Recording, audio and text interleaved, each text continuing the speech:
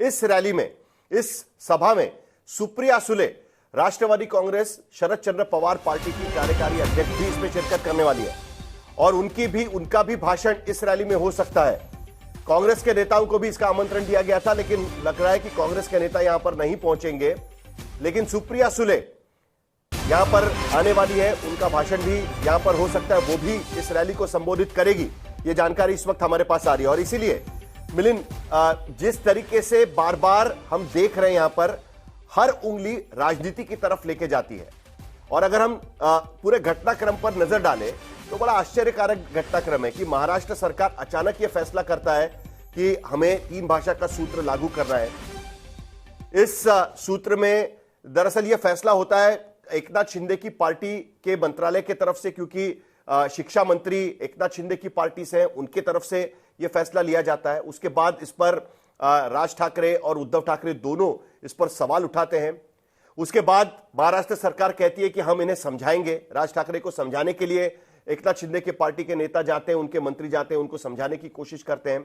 लेकिन उसके बाद अचानक जब राज ठाकरे और उद्धव ठाकरे तय करते हैं कि साथ में निकालकर आकर हम एक मोर्चा निकालेंगे, एक रैली निकालेंगे, उसके बाद यह फैसला वापस लिया जाता है। तो जो था नहीं वो यहां पर बनाने की कोशिश की गई है। कहीं ना कहीं महाराष्ट्र सरकार इसके लिए रिस्पॉन्सिबल है कि दोनों भाई अदरवाइज साथ में आने का कोई कारण ही नहीं था। देखिए साहिल, ये कोई फैसला अचानक लिया नहीं है। ये जो नेशनल एजुकेशन पॉलिसी है उसके तहत, जो न्यू पॉलिसी है उसके तहत ये है कि 3 भाषाओं को पढ़ाना है। तो उसी से केंद्र सरकार ने ये तय कर रखा है कि जब तक आप उसको लागू नहीं करेंगे हम फंड रिलीज नहीं करेंगे।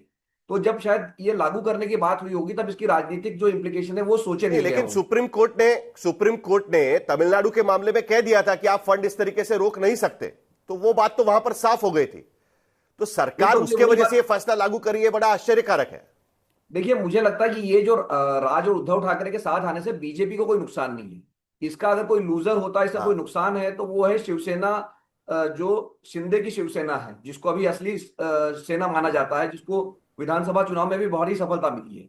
तो कहीं ना कहीं इसका नुकसान अगर होगा, राज और उद्धव ठाकरे साथ में आएंगे तो उसका नुकसान शिंदे को होगा। और शिंदे अगर कमजोर होते तो इसका फायदा बीजेपी को होगा, क्योंकि बीजेपी के पास अपने दम पर अब पूरा बहुमत है। विधानसभा में उनको अब कोई आवश्यकता नहीं है, उनके पास अजीत पवार भी है, सिर्फ उनको लोकसभा में आवश्यकता है। तो अगर ये पूरा जो हो रहा है इसका अगर कोई लूजर होगा राज ठाकरे उद्धव ठाकरे के साथ आने का, तो वो होंगे एकनाथ शिंदे। और बीजेपी भी कहीं ना कहीं चाहेगी कि एकनाथ शिंदे को काबू में लाया जाए। और यही वजह है कि एकनाथ शिंदे कल अमित शाह के साथ में वो एक रैली को संबोधित कर रहे थे। गुजराती समाज की रैली थी और वहां पर उन्होंने कह दिया जय गुजरात। उसको लेकर एक बार फिर महाराष्ट्र में बयानबाजी शुरू हो गई। अमिताभ तिवारी, जो मिलिंद कह रहे हैं, क्या एकनाथ शिंदे सबसे बड़े लूजर साबित होंगे अगर दोनों भाई साथ में आते हैं? क्योंकि एक बड़ा इंटरेस्टिंग हमें डेमोग्राफी यहां पर देखने मिलती है कि जहां पर मराठी बहुल इलाके हैं वहीं पर इन दोनों भाइयों का दावा है सीटों पर, और ऐसे में और वहीं पर एकनाथ शिंदे की पार्टी का भी दावा रहेगा। तो ऐसे में मुंबई और आसपास के इलाकों में एकनाथ शिंदे पर कितना असर पड़ेगा अगर दोनों भाई साथ में आते हैं? क्योंकि बीजेपी के वोटर वो 40% में से हैं कि खास करके यानी मराठी लोग भी उन्हें वोट देते हैं, लेकिन उसके साथ साथ खास करके उत्तर भारतीय, गुजराती, राजस्थानी समाज के लोग उन्हें ज्यादा वोट देते हैं। तो ऐसे में यह असर सबसे ज्यादा एकनाथ शिंदे की पार्टी पर ज्यादा पड़ सकता है, उनके चुनावी इस पर ज्यादा पड़ सकता है। ऐसा हो सकता है क्योंकि देखिए मुंबई म्युनिसिपल कॉरपोरेशन में अभी भी एकनाथ शिंदे की पार्टी जो है वो सेना यूबीटी से पीछे है। अब यही आप थाने की बात करें, थाने कल्याण की, कोंकण रीजन की, तो ऐसा नहीं है, वहां पर एकनाथ शिंदे ज्यादा मजबूत है। अगर आप अब 1-to-1 कॉन्टेस्ट की बात करें, 50 1-to-1 कॉन्टेस्ट हुए थे विधानसभा में, 36 पे शिवसेना एकनाथ शिंदे और 14 पर सेना यूबीटी जीती थी। लेकिन मुंबई में 21 सीटों पे लड़े थे वो, जहां तक मुझे याद आ रहा है, सॉरी 11 सीटों पे लड़े थे मुंबई में, जिसमें 6 सेना यूबीटी और 5 एकनाथ शिंदे की पार्टी लड़ी थी। इसीलिए एकनाथ शिंदे ने कुछ दिनों पहले अनाउंस कर दिया कि हम महायुति के साथ ही लड़ेंगे बीएमसी का चुनाव। पहले ऐसी अटकलें भी आ रही थी कि सारी पार्टियां अलग अलग लड़ेंगे, क्योंकि यहां पे अभी भी in the claim of battle of legacy for Bala Saheb Thackeray, सेना यूबीटी जो हर जगह हार चुकी है एक नाथ शिंदे की पार्टी से, यहाँ पे अभी भी आगे है। तो यहाँ पर अगर वो अकेले लड़ेंगे, और इस माहौल में ये हिंदी हिंदी इम्पोजिशन की बात है, आउटसाइडर्स के कंट्रोल की बात है, मराठी मानुस के साथ धोखा हुआ, उनको नहीं बनाया गया चीफ मिनिस्टर, ये भी एक नैरेटिव चलाया जा रहा है, तो उसमें उनको नुकसान हो सकता था। इसीलिए वो महायुति के साथ रहेंगे। अब बात हो जाती है कि जो मराठी मानुस का वोट है, जो 40% पहले एकनाथ शिंदे की पार्टी राज ठाकरे और उद्धव ठाकरे में स्प्लिट होती है या स्प्लिट हो रही है, जबकि यहाँ पे जो 40% है नॉर्थ इंडियन, गुजराती, मारवाड़ी, जो पहले कांग्रेस को वोट किया करते थे, अब वो लार्जली बीजेपी को शिफ्ट हो चुके हैं। देखिए, तो क्या राज ठाकरे और उद्धव इस ठाकरे के पूरे आने से इवेंट को facilitate होगा? नहीं, देखिए, इस पूरे इवेंट को किस तरीके से एक पूरा अलग ही उत्सव का माहौल बनाया जा रहा है। यहां पर हम तस्वीरें देख रहे हैं कि दही हंडी का प्रदर्शन किया जा रहा है। दोनों पार्टी के कार्यकर्ता साथ में आ रहे हैं और वहां पर दही हंडी का प्रदर्शन किया जा रहा है। ये तस्वीरें हम यहां पर देख रहे हैं। दही हंडी का उत्सव होगा अब, और एकजुटता का उत्सव माना जाता है। कार्यकर्ताओं का दबाव कहीं ना कहीं इसमें साफ नजर आता है। संजय कुमार, क्या हम ये मानकर चले कि इस तरीके के इमोटिव मुद्दे आज की स्थिति में भी काम आएंगे? क्योंकि आखिरकार मुंबई की डेमोग्राफी बदल रही है, राजनीति बदल चुकी है। जो मुद्दे 20 साल पहले, 25 साल पहले लागू होते थे, क्या उन्हीं मुद्दों के आधार पर रीजनल पार्टी आज की स्थिति में जिंदा रह सकती है और एक बार फिर अपने आप को रिवाइव कर सकती है? क्या इसका असर होगा? देखिए, इसका असर होगा, रिवाइव कर सकती है। मुझे लगता है अगर हम उद्धव और राज ठाकरे के मिलने की बात करें, तो जैसा मिलिंद भी कह रहे थे और लोग भी कह रहे थे कि ये एक बहाना है। मुझे लगता है कि उन्हें लग रहा था पिछले 2-3 सालों से कि अगर पॉलिटिकल अस्तित्व बचानी है, महाराष्ट्र की राजनीति में मजबूती लानी है, मजबूती से लड़ाई लड़नी है, तो दोनों का साथ आना जरूरी है। और खासकर जब शिंदे ग्रुप जब शिवसेना से अलग हो गया, तो उद्धव ठाकरे का ग्रुप बहुत कमजोर पड़ गया है, और इतना कमजोर है कि अगर वो अकेले, उनकी हैसियत अब ये नहीं बची कि पूरे महाराष्ट्र में उनका प्रभाव हो सके।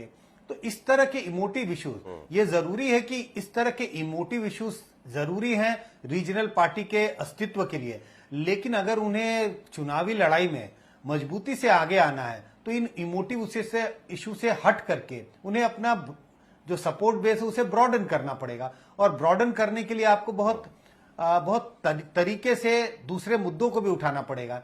अगर सिर्फ मराठी मानुस और मराठी अस्मिता के सवाल पर आप चुनाव लड़ते रहेंगे या इसी मुद्दे के सहारे पार्टी को आगे ले जाने की कोशिश करेंगे, तो उसका प्रभाव बहुत लिमिटेड होगा। तो लेकिन पार्टी को जिंदा रखने के लिए, कोर सपोर्ट के लिए ये जरूरी है। अगर मैं उदाहरण दूं, अगर बिहार के चुनाव आ रहे हैं, तो जैसे आरजेडी है, हम बार बार कहते हैं आरजेडी मुस्लिम यादव की पार्टी है। मुस्लिम यादव उनका कोर सपोर्ट बेस है, उसको वो लूज नहीं कर सकते। अगर उसको लूज कर जाएंगे तो पार्टी का अस्तित्व खत्म हो जाएगा। लेकिन पार्टी को अगर चुनाव जीतना है, तो उनके लिए जरूरी होता है कि मुस्लिम यादव के अलावा और समुदाय के वोटरों को वो अपनी ओर ला सके। इसी तरह से मराठी अस्मिता का सवाल ये जरूरी है कि उद्धव ठाकरे की पार्टी और राज ठाकरे की पार्टी को जिंदा रखने के लिए जरूरी है। लेकिन इस जिंदा रखने के साथ साथ लंबी रेस में दौड़ने के लिए, चुनावी राजनीति में अपने आप को कायम रखने के लिए, उनके लिए यह जरूरी होगा कि दूसरे मुद्दों को भी साथ ले चलें। संजय जी, कभी-कभी मराठी अस्मिता के नाम कभी-कभी ऐसा माना जाता है हासिल नहीं कि दौड़ने के लिए जिंदा रहना जरूरी है। और आज की स्थिति में, जो स्थिति यहां पर फिलहाल बनी हुई है, उसमें दोनों ही पार्टियों के लिए मजबूरी यह है कि दोनों को जिंदा रहना जरूरी है। एक के बाद एक हर चुनाव में एमएनएस अपना खाता भी नहीं खोल पा रही है, और दूसरी तरफ उद्धव ठाकरे की पार्टी तो नुकसान पे नुकसान उठाती जा रही है। बिल्कुल, आपने जो बात कही मैं भी वही कह रहा था कि दौड़ने के लिए जरूरी है कि पहले जिंदा रहें, और जिंदा रहने के लिए दोनों पार्टी के लिए जरूरी है कि वो मराठी अस्मिता का सवाल उठाएं, उसे अपने कोर एजेंडा में रखें। तो उससे वो जिंदा रहते हैं। आपके साथ कुछ लोग, आपके समर्थक, आपके लीडर जुड़े रहेंगे। लेकिन लंबी दौड़ने के लिए आपको जरूरी है कि आपको दूसरे मुद्दों को भी साथ लाना पड़ेगा, जिससे आप लंबी रेस में दौड़ सके। ठीक है, देवेंद्र फडणवीस कुछ कह रहे हैं इस पूरे मामले को लेकर, क्योंकि पिछले कुछ दिनों से लगातार मुंबई में अचानक ये घटनाएं बढ़ने लगी कि कोई कहता है कि मैं मराठी भाषा में बात नहीं करूंगा, तो एमएनएस के कार्यकर्ता उनको पीट दे रहे थे, और उसको लेकर कार्रवाई की मांग शुरू हो गई थी। देवेंद्र फडणवीस ने आखिरकार साफ शब्दों में कह दिया कि इस तरीके की गुंडागर्दी नहीं चलेगी। तो क्या ये पोलराइजेशन एक बार फिर मुंबई महानगर पालिका चुनाव के पहले हमें देखने मिलेगा? उस पर भी हम चर्चा करेंगे, लेकिन देवेंद्र फडणवीस क्या कह रहे हैं जरा देख लेते हैं। महाराष्ट्र में मराठी भाषा का अभिमान रखना ये कोई गलत बात नहीं है, लेकिन भाषा के चलते अगर कोई गुंडागर्दी करेगा तो इसको हम सहन नहीं करने वाले। कोई अगर भाषा के आधार पर मारपीट करेगा तो ये सहन नहीं किया जाएगा। जिस प्रकार की घटना हुई है उसके ऊपर पुलिस ने एफआईआर भी किया और कार्रवाई भी की है, और आगे भी अगर कोई इस प्रकार से भाषा का विवाद करेगा तो उसके ऊपर कानूनन कार्रवाई होगी। हमको हमारी मराठी का अभिमान है, लेकिन भारत की किसी भी भाषा के साथ इस प्रकार से अन्याय नहीं किया जा सकता।